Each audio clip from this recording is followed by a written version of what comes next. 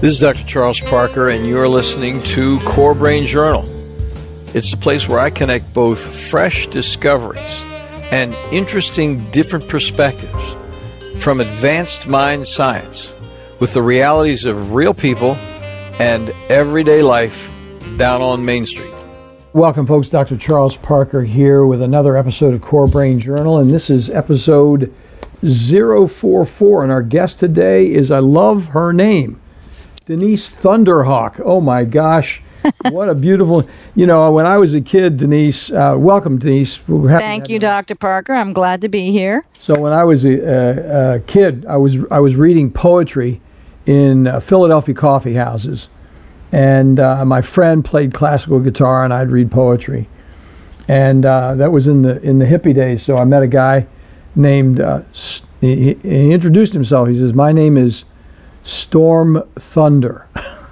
Love it. Oh, fantastic. And when I saw your name, I thought about that.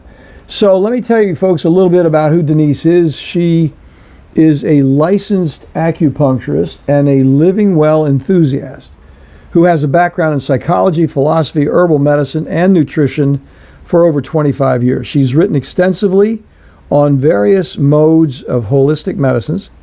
She uses both Eastern and Western herbs in conjunction with foods to treat a variety of health conditions to bring about a deeper healing of the mind, body, spirit.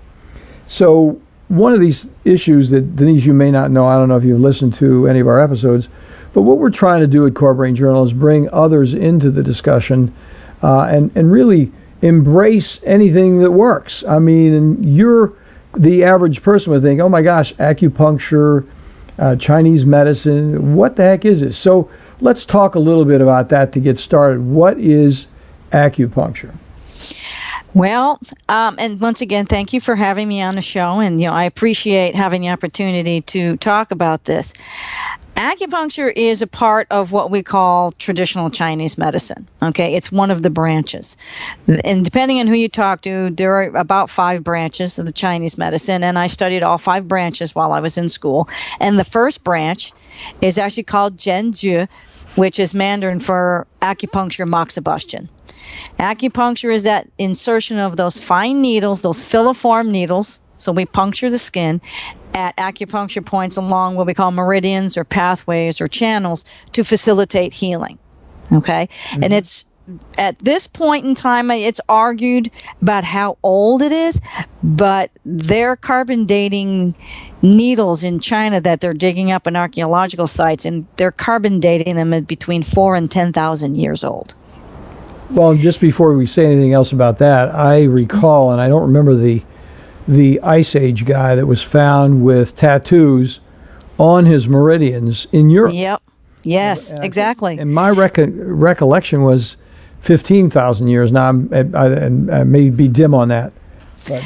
Well, that's just exactly it. I don't think anybody's ever really going to know just how old this medicine is, but it's been progressive over time. Mm-hmm. But what still fascinates me and surprises me is that I will use acupuncture protocols and herbal formulas that are 800 to 2,500 years old and be successful in clinic because they're just as applicable today as they were back then. So that tells me also that in spite of how modern we've become with modern society, that overall the human person, not just the physical being, but the human person really hasn't changed all that much. Very interesting. Interesting comment. So I'm sorry to interrupt you because I got into the history. Let's hit number 2 because I'd be happy to go through these different, if you don't mind talking about that's those fine. 5. You got the first acupuncture. What's number 2 then? Oh, for the branches? Yes, ma'am.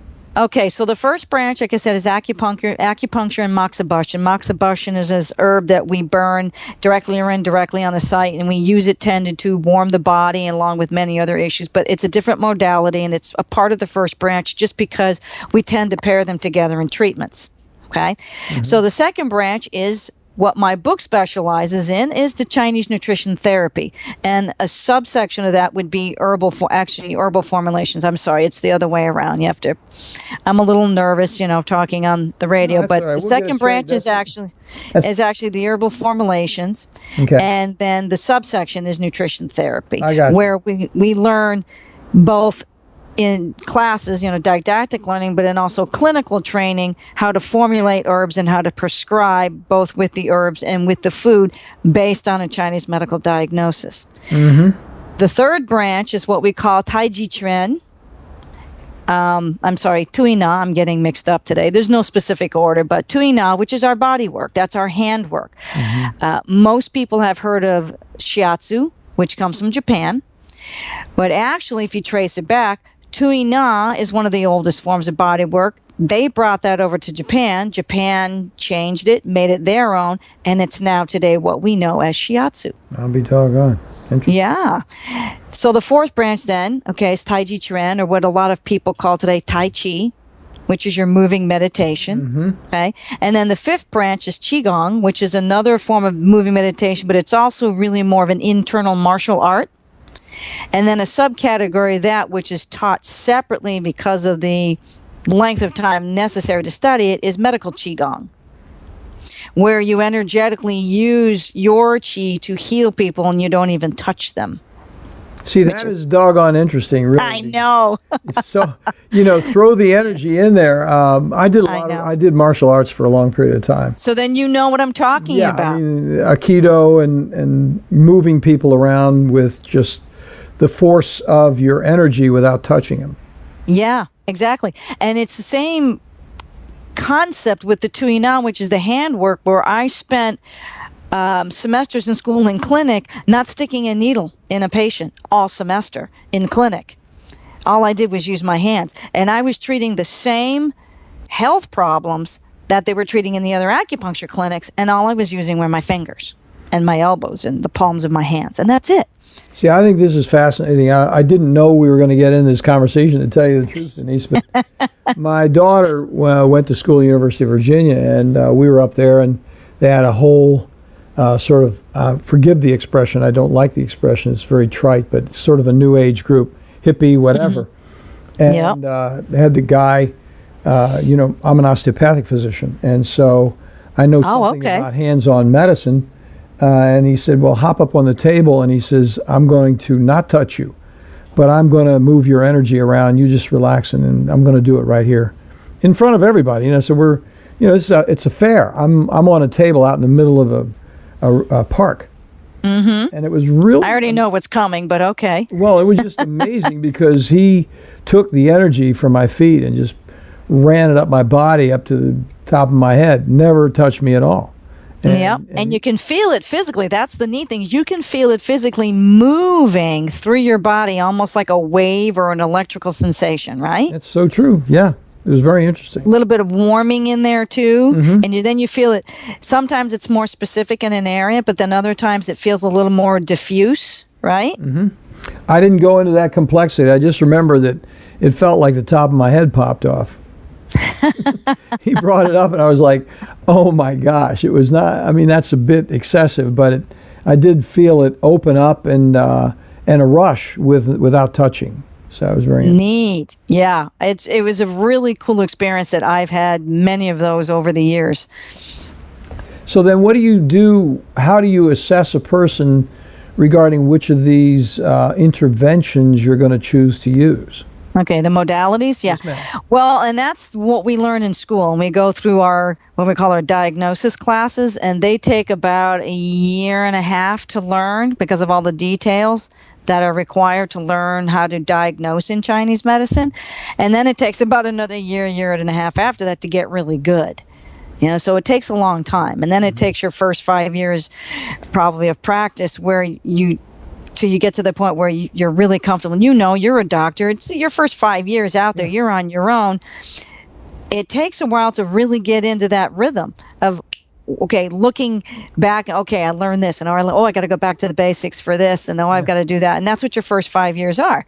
But when it comes to learning the diagnosis, schools break it down wonderfully into these very small details so that we learn it as a step-by-step process. We learn something called the 10, what we nickname, they're called the 10 questions. We nickname it, as students, we nickname it the 10,000 questions because we ask you a lot of questions that normally Western medicine doctors don't ask, and that seem unrelated to each other. For example, if somebody comes in and reports having a low sex drive, first thing I'm going to ask them is, does your low back hurt and do your knees hurt?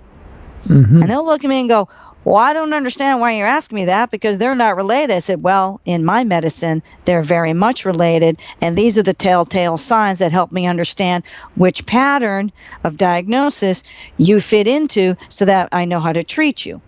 So my next point being, Western medicine uses disease differentiation. Chinese medicine uses what we call pattern differentiation. And we have 9 diagnostic models, but of the 9, there are 2 main ones used here in the U.S.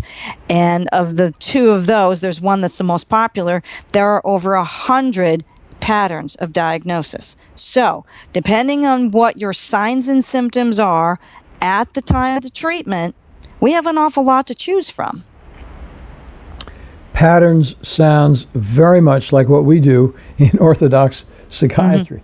Because if we're really thinking about it, and as you were talking about those first 5 years, I think I'm still in my first 5 years, because what happened is I formed the habit of admitting what I don't know. And if you admit what you don't know, you're in for a grand illumination, because you have to find out, I have to personally, find out what it is if I don't know, which is a reason for me to be talking to a person like you. Exactly. And one of my professors, I loved him. I had him for clinical supervisor as well. And the reason why I kept taking him was anytime you have a problem, anytime you're stuck on a diagnosis, he said, go back to the basics. Go back to your first year. Go back to those books. They'll tell you everything you need to know. Because it breaks everything down for you, because the first year, you're still at foundation level. You're still at what we call beginning level of theory. And so it's got everything broken down into a much wider detail, more like Gestalt, more abstract when you're talking about psychotherapy, where you see the whole picture so you can break it down into its component parts. So anytime I got stuck, I would go back to the basics. But when we talked about the pattern diagnosis, again, people will say, well, how do you treat diabetes? And I said, well, that's going to depend on the individual, and a lot of people don't understand that mindset. I said, because diabetes in Chinese medicine can have 8 to 10 different patterns of diagnosis. That's very interesting. It's not as simple as cutting down carbs. No, because we understand that every single person is unique, physically, emotionally, and spiritually, okay? Because in Chinese medicine, we treat all 3 all at the same time. We never discount any part of that. So we know when we're treating something, say like diabetes, which is a disease that a lot of people are familiar with, okay, that how it manifests in you, for example, versus me, are going to be different, because our constitution, meaning who we are physically, emotionally, and spiritually, will dictate how disease manifests. So the symptoms, their severity, their frequency, will be different in each individual, regardless of the fact that there's a diagnosis of diabetes and you'll either get metformin or glucophage, as a treatment. We understand that's not necessarily so, because the etiology and pathology, which means the root causes of the diabetes in this particular person, is going to be unique, and it will be different from the diabetes and etiology and pathology of a second person or a third person with the same disease. Does that make sense? Absolutely. You'll be interested in the point that we make all the time, and we've been making it for many years, is that Western medicine is going in that direction. I mean, we're slow in going in that direction because people want to be reductionistic and linear, but looking at the complexity is really what it's all about. I mean, even if you look at the stigma that's going on with mental health right now, which is based on putting people in boxes, the stigma is born from that same problem, that human beings have both a mind complexity and a body complexity. And if we don't honor all that connectedness, then we're not going to be able to be accurate in our diagnosis and treatment. Exactly. Oh, exactly. Thank you. I know. And I like that you're saying diagnosis and treatment, because my least favorite word in Western medicine is cure. They always talk about a cure. And I always tell people, I always told my patients that curing is what one does to a side of ham. Okay. Because yeah, I know, but it's misleading. Okay. Because curing is about seriously making something go away and go away forever. And there are certain situations where you just can't guarantee that. And so I think cure is misleading. It's a misleading term, because when you're talking about the mind, body, and the spirit, okay, that's when we talk about healing. So we use words like disorder, disharmony, imbalance, rather than disease, because we understand a state of disease means that the person has been out of balance for a very long time. You don't get arthritis 5 years ago. That's when your pain started, which means you probably had the imbalances that led to it for 5, 10, or 15 years prior. It's just now the body can no longer fight off the pathogen, and so the pathogen takes over, and hence you start feeling the pain, and you get the swelling in the joints and the limited movement because you weren't treating it prior to the pain. Well, this is a fortuitous conversation, because this is exactly what I'm experiencing every day in the office. I had no idea we were going to go down this path. I thought, it's interesting. I'm glad we have a chance to talk about acupuncture, but I didn't really understand these aspects of Chinese medicine and the complexity, which is really where we practice. I'm not anywhere near where you are. I'm not being pretentious at all.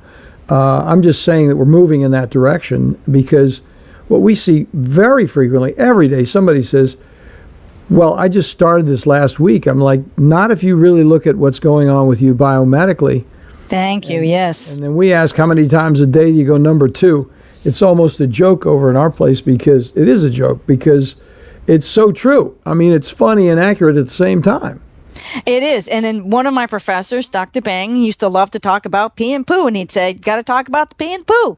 And we asked people, do they look at it? Do they check? And they're like, no. And I'm like, well, you know what? You should, because it's a huge indicator of what's going on in your body, good and bad. And I agree with you. And that was the other reason, again, I'll use this as a segue as to why I wrote the book, because a lot of people don't make the connection between what they're putting in their bodies in terms of food and beverage and how it's affecting them negatively and positively. Well, by the way, I want to just plug your book. What happened is Denise is kind enough to share a book drawing for our audience. And it's going to be at corebrainjournal.com/044 drawing for about 2 weeks. We'll close it out after that, because we want to have a period of time. But when this is published, and Denise, it's not going to come out from today, which is, early July. It's not going to come out for about 6-8 weeks, something like that, just for your information. Okay. But we'll have it, and we're looking forward to the people who are listening to this. Just put your name in the drawing, and we'll pull it out of a hat and make something happen. Now, back to you. I thought it was very interesting where the conversation was going, because you started talking about your book a little bit, and I would like you to amplify a little bit more about why you decided personally, what was in you to say, I've just got to write this down. Was there a transformational moment that burned you, that said, hey, I've got to do something with this? Well, it's funny you should ask that, because this all happened when I went to school. I went to school in New Mexico, and I don't know if you're familiar with astrology or if it's something that you quote, buy into or anything, but New Mexico, where I was staying in Santa Fe, where I was going to medical school, happened to be directly right along what was called my Mercury line, and Mercury has a very powerful energy for writing and health and communication. Yeah. And I had actually gone to school. I'll back it up a little bit, and then I'll move forward to answer that question. I moved there on the heels of my mother passing away. After caring for her, she had had cancer and some other things that were happening in my life, and I made the decision to go to school because I had been getting treatments, and the healing situations that I had experienced were nothing short of amazing. So I made the decision, long story short, that I need to do this because I need to share this with people. So I got into school, and it was in my second year when we got into nutrition therapy. And by that point, I was already writing. I was writing a memoir, actually, of what had happened with my mom dying and some other things that happened to me prior to that. It was more cathartic than anything else, but I found the words just pouring out of my fingers. And then I got into this nutrition therapy class. Now, I've always been a foodie. I was raised by a mother who cooked and baked 6 days a week from scratch. And, you know, we didn't have a microwave in the house. Everything was made fresh. You know, farm stands is where we got our vegetables in the summertime. I'm from New England. You know, that's we invented the farmer's market idea, I think, because that's what we've been doing for centuries up there. Well, I don't hear your accent at all. No, well, where I grew up, we don't have one. Oh, you know, where's your... I grew up in Western Massachusetts, where we park our car, we don't pack our car. I got you. Yeah. So I got into the second year of school, and I got into nutrition therapy class, and I just fell in love with it. I just completely identified with it. And I said, wow, we have to go grocery shopping anyway. So this way here, you don't have to really spend any extra money, because now all you have to do is change your grocery list. This makes perfect sense to me. And it was at that point, while I was going to school, while I was taking those classes, that I started writing the book. So based on what I was taught. I'm sorry. So then what was the focus? When you started writing the book, what was the laser vision that you had? Hey, I need to get this message across to my readers. Because I wanted then and still now is teaching people that you can eat to affect positively or negatively, you know, your health. So when we go back to talking about things like arthritis and the diabetes, you can make huge differences in conditions like that when you know what you need to eat. And that goes again back to, remember I talked about the individual patterns of diagnosis? So when you come and see me or someone else in Chinese medicine who has training in the Chinese nutritional therapy, because you know, not all the schools teach it, okay?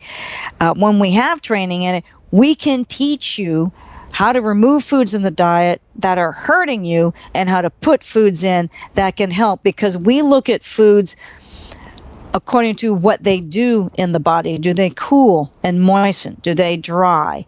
Do they drain dampness? Do they tonify qi, or do they move the blood? Because it's going to depend on what the pattern is, or patterns, because it's usually multiple patterns nowadays with people, what we call multiple syndromes.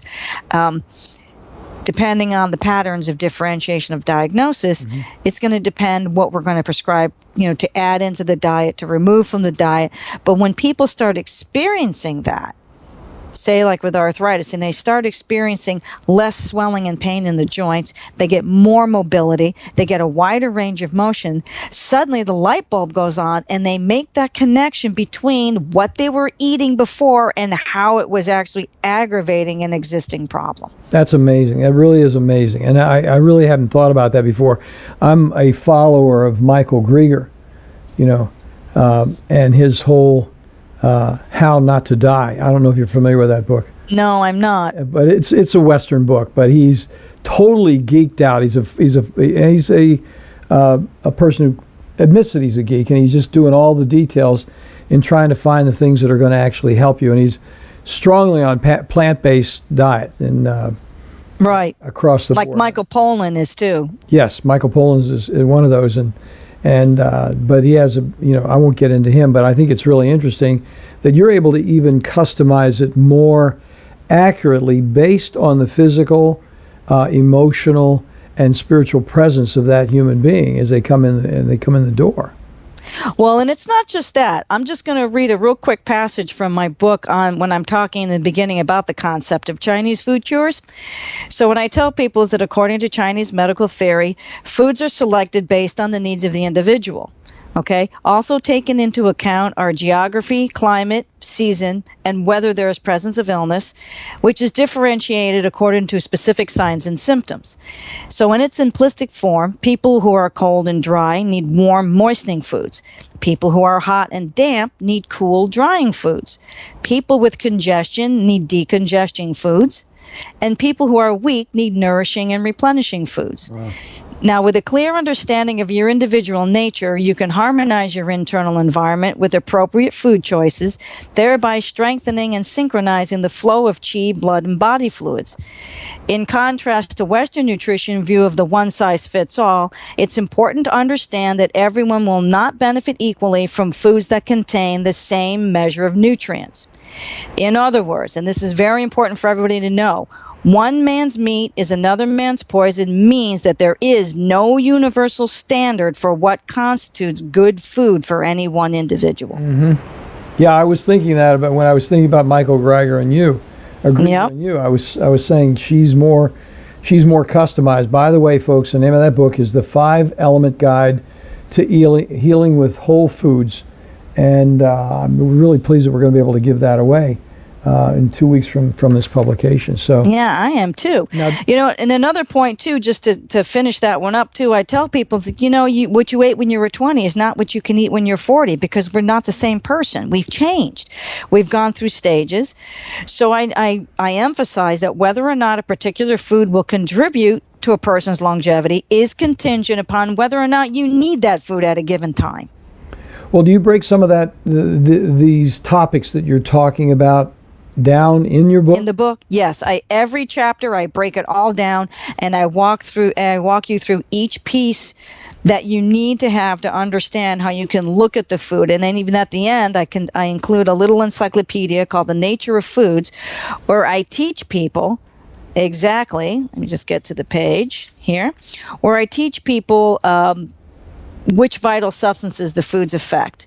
So does the food, tonify the qi? Does the food move the blood? Does it cool the yin? Does it warm the yang? And all of these, I explain all those terms in the book as well, so you'll understand what I'm talking about by the time you get to the end of the encyclopedia. But it's important for people to know that because it's cumulative information, and you have to understand how what we call the 4 qi, the 5 flavors, the 6 pathogens, and the 7 emotions all play a part in your diet. Boy, that's interesting. That is really very interesting. Well, another reading. I've got so many things I'm interested in.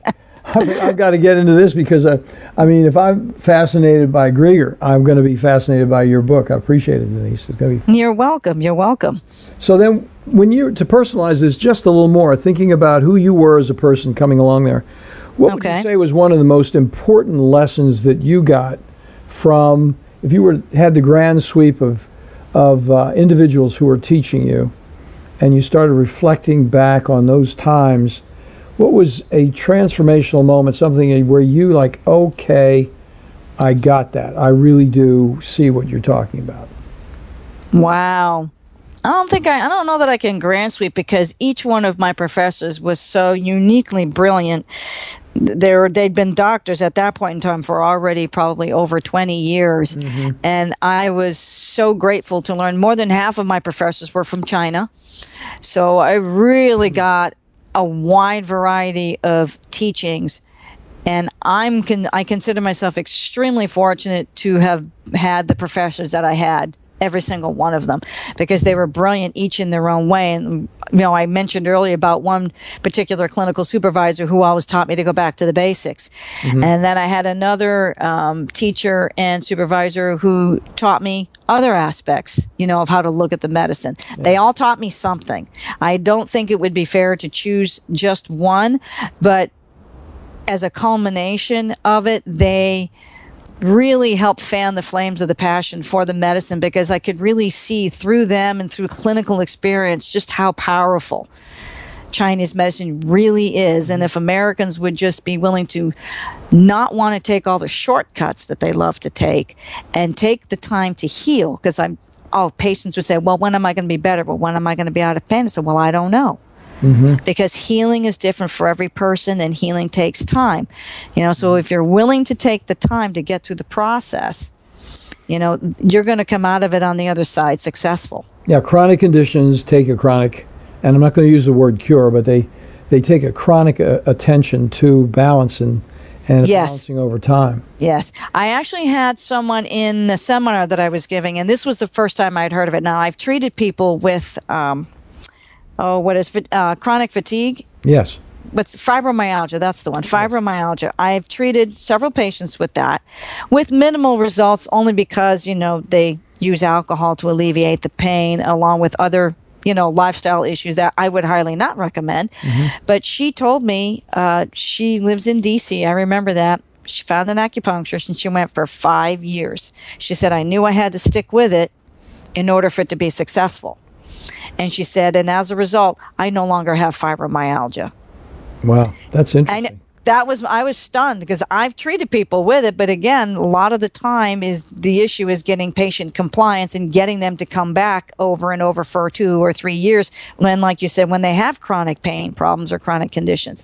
But she was the first person who reported to me, that her fibromyalgia was gone. And I went, see, oh, thank you. I knew theoretically it was possible. It just takes commitment on the part of the patient to do what you need to do when they go home, as well as show up for the appointments. And wonderful things like that can happen for people. Well, and they probably had to change their diet as well as part of the treatment. Oh, yeah. She said it was a huge pro-inflammatory situation. And, again, I'm speaking Western, but, that would be an important part of it. So that because the diet is so relevant for what we see every day with these chronic conditions. Well, and I think part of the problem with the diet, too, is that we've changed and processed so much of our food that, even say something like wheat. Wheat's getting such a bad rap because of the dwarf wheat situation, that we're not using the ancient grains that we used to use, where you don't get the bloating and distension and a lot of the other health problems and possibly maybe even gluten intolerance issues. But we've changed our food supply. 100 years ago, 200 years ago, the numbers of species of all the different foods that we eat were so much larger. Okay? Yeah. We've shrunk that down because we focused on a few small species and varieties and said, okay, we're going to feed people this. And then you got the breadbasket section of the country, the Midwestern area, where most of our food, comes out of. And so they said, well, we're going to use this species, this variety, and this, and then that's it. But people are thankfully now getting back to saving seeds, growing heirloom varieties, because we as humans, I believe, need that variety in our diet to keep us healthy. Denise Thunderhawk, so good, so interesting. Let's close with a narrative a little bit, it's a surprise question. I didn't prepare you for the question, but we talked a little bit about your training. Do you have a moment that was transformational with you, with a specific person that might come to mind, where you did something and you could see it happen? Could you share that with our audience if you have one there? Oh, you mean like with a patient? Yes, ma'am. Wow, so many of them. Boy. Yeah, that is on the spot, because I'm going back in my head. I'm going, wow, okay. That one I'd actually have to ponder for a little bit, and I don't think we'd have enough time here. But I know, I had one patient. She was one of my first patients, actually. So this was way back. It was over just about 11 years ago. And she had diabetes. But she said she came in to the clinic faithfully every week, and she said, between you guys and my diet, I stay off of all my diabetes medication. She said, as long as I get my acupuncture, and as long as I eat my diet the way I'm supposed to, just my blood sugar's fine. She said every now and then, if I go to picnic or something, it'll get a little off, something like that. I was very excited. I was actually, I was very honored by the fact I got to treat AIDS patients and really helped one gentleman in particular with his issues. And because I had my clinical supervisor whose PhD was in HIV, she can actually reverse HIV with acupuncture. I thought was very cool. Oh my gosh. Yeah. And we had a friend, now that you're talking, I'm thinking about it. I had a friend, we were in class, we were tasting herbs. We were in an herb class, and she had an anaphylactic reaction to one of the herbs. So we actually got to take part in and witness emergency acupuncture, which they don't normally teach in America because it's not technically something that we could do. But until the ambulance could show up and we could see the red rash of the anaphylaxis rising up her body and up her throat, and it was starting to close her throat, and we had her on the table, and my teacher, who from northern China, a place called Harbin, which is north of Beijing, she actually performed emergency acupuncture, and we got to physically watch that red rash just slowly recede and have her throat open, and she could talk and she didn't lose consciousness. It was really very cool. It was scary, but at the same time, we're all like, we're right here, we're supporting you, but girl, we're so glad you did this because this is very cool. Well, Denise, it's a great story because, it's easy to be skeptical about these things. It's very easy to be skeptical. Yes. You have to come into the reality and see the real changes that can take place with somebody who's immensely suffering and see him turn around. That's why I asked you the question. It's a great story, and I think it's constructive because really this whole conversation is what can we do differently to improve our care, mind care, Right. body care. How can we take ourselves further down the road in a constructive way? Right. And I think part of it, again, goes back to what the Chinese have been doing all along and basically all over Asia, is you need to focus on the individual. I understand that, everybody, you're trying to, heal the world in a sense, but we have to do it one patient at a time. We can't do it with that, what I call that lump sum mentality, where you treat everybody the same, because we're not the same. That's why, in my opinion, a lot of Western medicine, those double-blind studies are inherently flawed because every individual in a study is unique. Yeah, they're trying to say we've got to get a cookie cutter solution here, and you can't do it.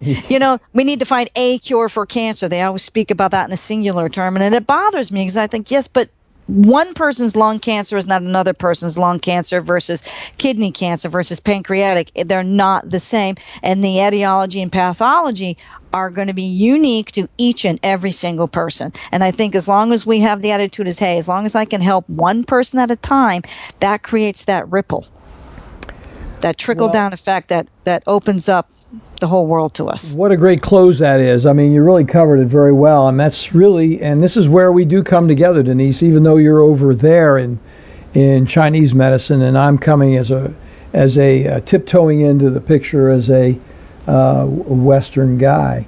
Mm-hmm. You're Eastern, we're Western, but I mean, I think that there is a community of people that are coming together and thinking about these things more comprehensively. There are. And, I wrote an article or a blog sometime last year ago on functional medicine, and I'm seeing functional medicine as that bridge between our world and yours, connecting East and West, because what they do is they're looking at the individual person, and that's the only way that we can help heal is by focusing on the patient in front of us. Well, the good news, and I'll close with this, I was at the American Psychiatric Association meeting in Toronto, listening to what the traditional guys were talking about. Yeah. I have that degree. I've been down that road. It's my job, so I went up there, and what was really reassuring is what we're talking about right here. Not everybody was cookie cutter and boxing everybody. We had a lot of people that were looking at, and really the word complexity is coming up much more frequently. Yes. And people are looking at the multiplicity of variables in taking care of mind conditions. So it's this conversation is useful and moves others forward in that regard. Absolutely. And now if I can only get you guys to understand that the mind is located in the heart and not in the brain, we'll have succeeded another huge step. We can reserve that for another show. That sounds good. We'll be happy to have you come back sometime. All right. Well, thank you, Dr. Parker. I do appreciate being a guest on your show today. Well, thank you so much. It was great having you with us, and we're going to send people on the show notes at your on the 044 episode. On the show notes, we'll have a link to your website, which we talked about earlier. Okay, great. Thank you so much. Thank you. You have a good day. You too, Dr. Parker. Thanks for listening to Core Brain Journal. We're working every day behind the scenes to bring you reports that connect research benches with those street trenches. Here we share the complexity of mind science because, as you know, details really do matter.